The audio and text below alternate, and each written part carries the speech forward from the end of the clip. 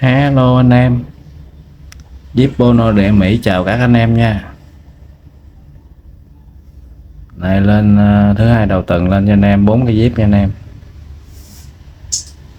73, 74, 75, 76. Anh em nào chơi được cái nào alo em nha. 73, 74, 75, 76. Anh em chơi năm sinh chốt ủng hộ em nha anh em.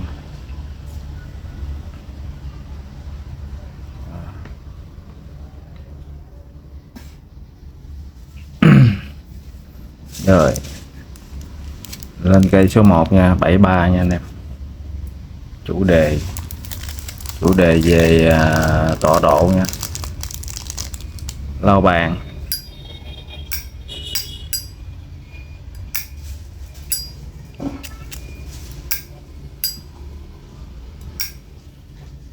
tọa độ, lau bàn 73. Âm là nói chung anh em, cây này âm trong, không lớn không nhỏ, vừa mà nghe trong nha anh em, bon bon nha. Rồi tình trạng cái dép này là không có tì vết gì nha anh em, đẹp lung linh, đồng lan lên nước, không cấn móp té ngã gì lề lối lồi zin nha anh em. Em quay kỹ cho anh em xem nha.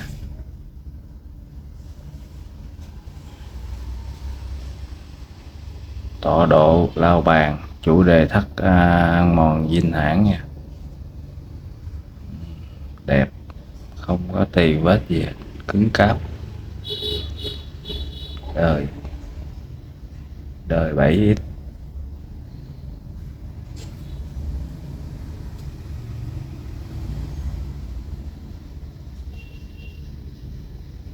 Bảy mươi ba là một bịch trứng nha anh em,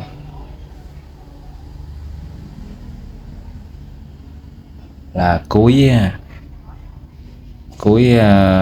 năm 73 hoạch đứng nha, một hoạch đứng là hết nha anh em. 73 năm 73 là cuối là hết hoạch đứng nha.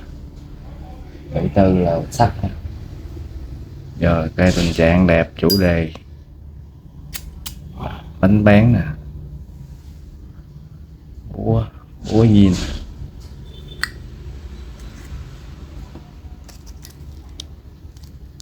73 size một mặt chữ nha anh em. Vuột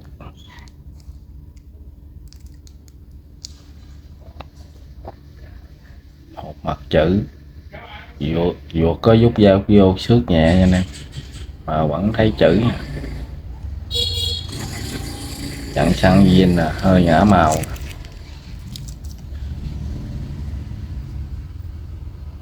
bông zin, bông tim rồi zin, chặn xăng hơi ngã màu xíu nha.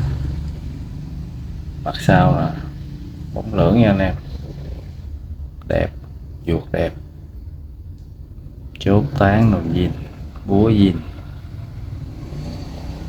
Anh em nhìn cái vuột rất là đẹp nha.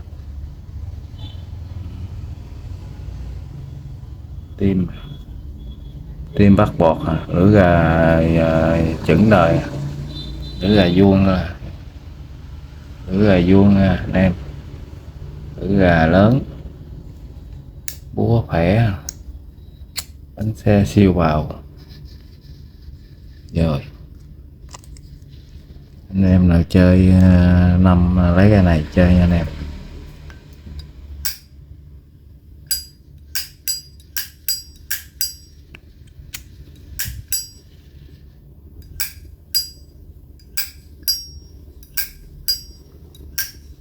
Rồi cây số 1,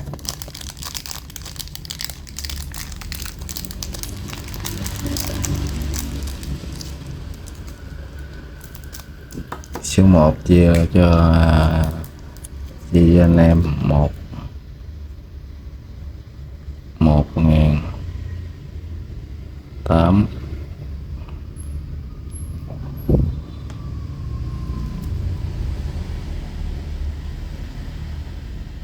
1.500 380.000 bao ship.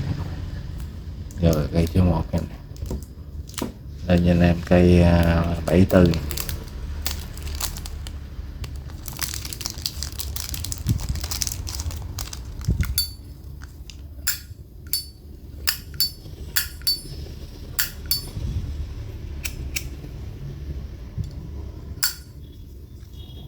Bảy mươi tư.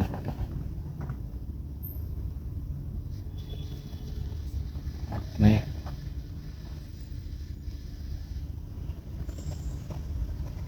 74 là 8 bạch sắt nha anh em. Trước 4 sau 4, trước sau như một nha. 4 gạch chuẩn nha anh em, vỏ vàng, vỏ nét nha. Tình trạng cái dép này không có té ngã cắn móp cắn dâm gì nha anh em, đẹp là zin, chưa có thay thế phụ kiện gì. Phay xước phay xước đồng rất là đẹp nha anh em. Phay xước mình tim bắt bọt lưỡi gà vuông nha. 74.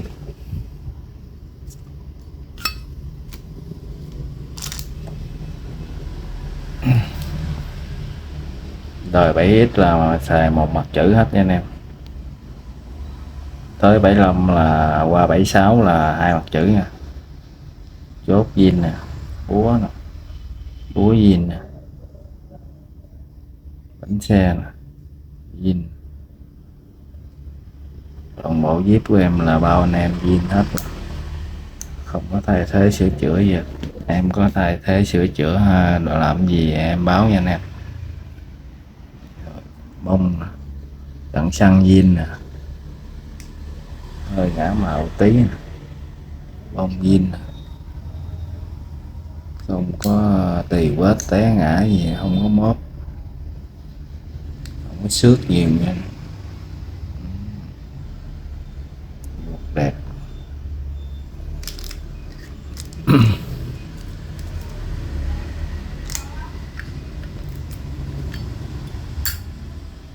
Rồi cái dép này em giao lưu anh em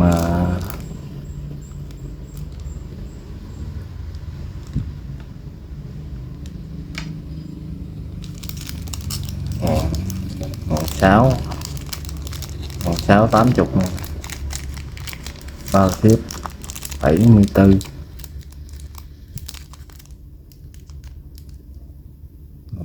80 bao ship. Cây số 2. Giờ lên cho anh em cây 75 giải phóng nè, anh em là cây 75. Cây này âm hay nha anh em, âm tan tan nha.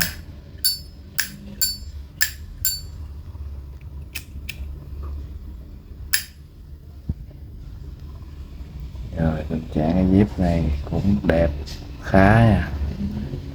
Mấy cây này lựa chọn không hàng về là lựa không nha nè. Mấy cây này lựa chọn không chứ không có xấu. Âm hay, tim bắt bọt, lưỡi gà vuông lớn, búa zin là bánh xe zin là bánh xe siêu bào nha. Đây, không té ngã cắn móp, bao anh em là mấy cây này là không té ngã cắn móp tì quết gì. Rồi 75.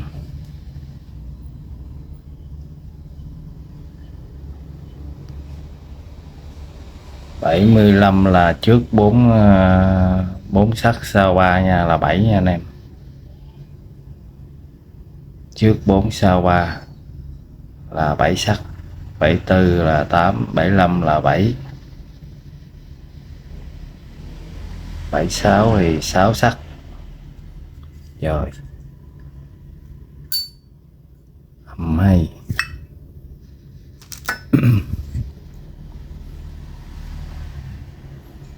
Rồi tình trạng cây ruột này cũng khá đẹp nha anh em, Rút ra rút vô nó hơi xước nhẹ thôi mà vẫn còn thấy chữ rõ ràng nha. Một mặt chữ đẹp, mặt sau bóng lưỡng. Chốt chốt bánh xe là zin nè, chốt búa zin nè. Đó, tim bắt bọt nè, lưỡi gầy vuông lớn nè, tim không dây đồng bắt bọt nha. Bánh xe siêu vào, búa khỏe nha anh em.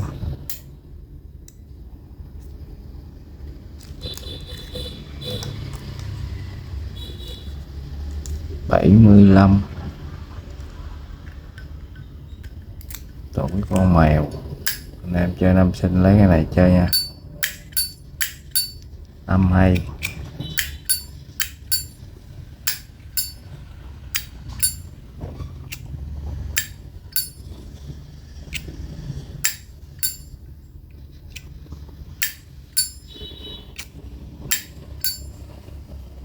Âm bang bang nha anh em. Trong gian. Rồi cây này chia lửa cho anh em.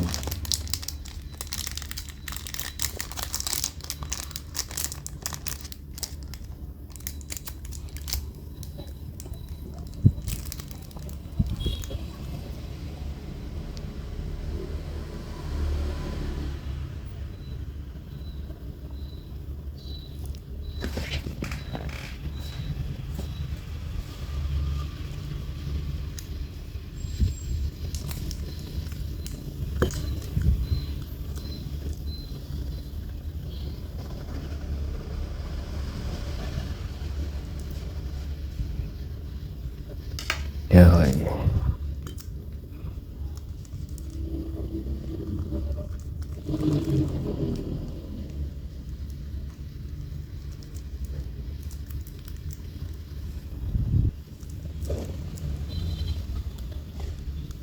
Một năm tám không, 1580. Rồi cây số 3, cây số 4, cây số 4. Cây này cũng không có tì vết gì anh em ơi. Nói chung là hàng của em lựa hàng lựa lề zin nè, không té ngã cắn dâm cắn mớp gì, không có tì vết gì.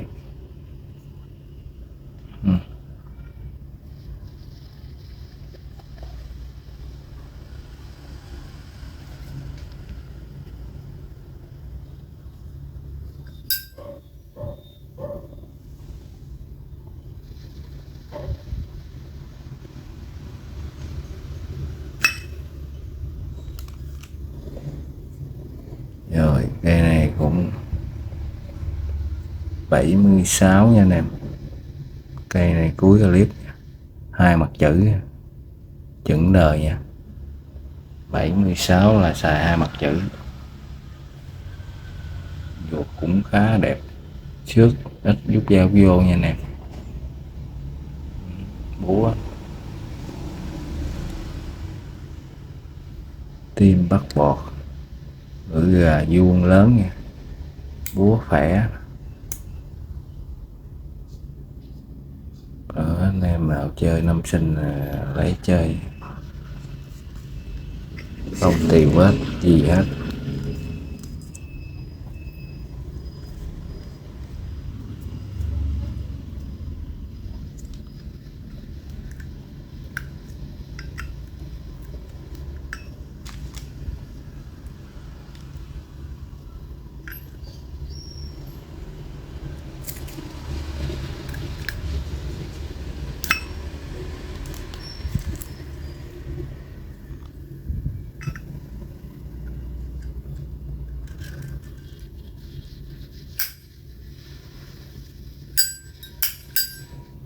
Âm cái này anh em khỏi chê nha.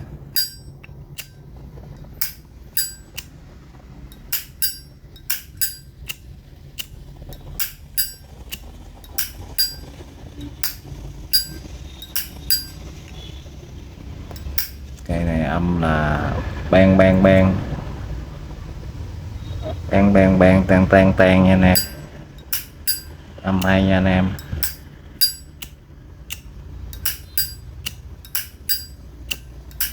Còn lửa luôn anh em ơi. Rồi cây này chia cho anh em 76 nha. Cây này âm hay nha.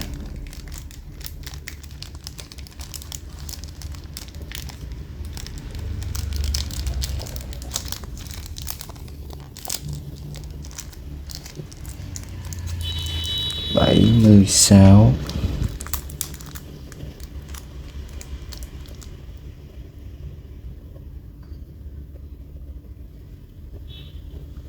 Một bảy năm mươi. 1750 cho cây 76 nha. Âm hay, cứng cáp. Rồi anh em chơi được cây nào hú em. Anh em có chơi Vin nè, đầu bằng đít bằng là chặt gốc hai mặt, chủ đề Liberty nha.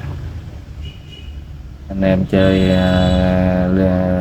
Vin này hú em nha. Em có cây Vin 86 nha, chủ đề Liberty, nữ thần tự do, đầu bằng đít bằng, chặt gốc hai mặt đó. Anh em nào chơi hú. Rồi.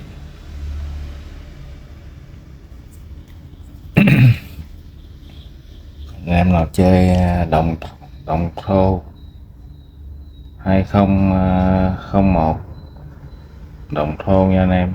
New full box có hộp luôn, giá yêu thương luôn, 1.860.000. Anh em nào chơi hú em.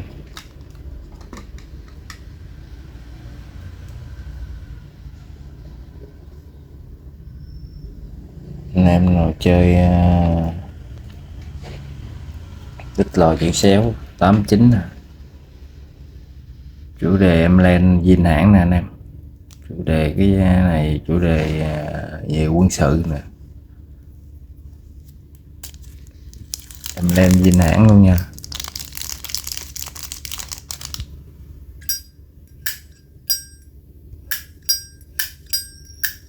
Âm là tan tan, đít lò chữ xéo, năm La Mã quê.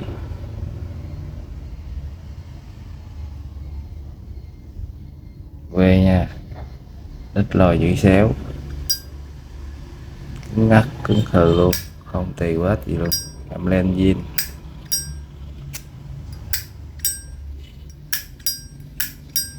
Âm là tan tan nha, bang bang nha. Âm không lớn lắm mà vừa nghe vang. Rồi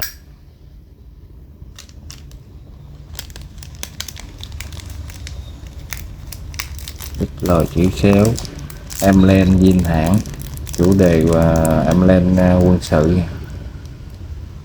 anh em. Em nào chơi được cây nào hú em nha.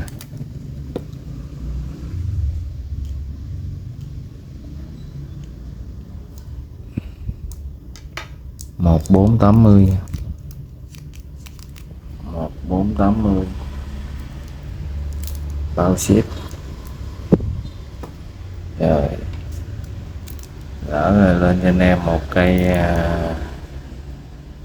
89 luôn, quê luôn, một ngược.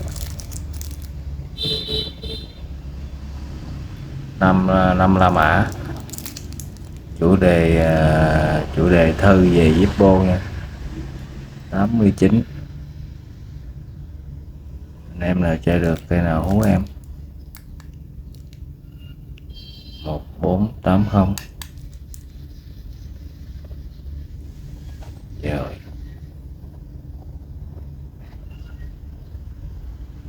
anh em nào chơi được cây nào hú em nha. Rồi chào anh em nha. Anh em Anh em có chốt đặt cọc với em 100.000 em mới gửi đơn nha anh em. Có đơn có cọc em mới đi hàng nha. Em có bán xăng nữa, xăng Viên Hãn 80.000 lọ, bông tim đá đầy đủ. Zip anh em chốt zip của em cây nào là em bao ship, còn anh em mua lẻ xăng đá tim bông thì em không có bao ship nha.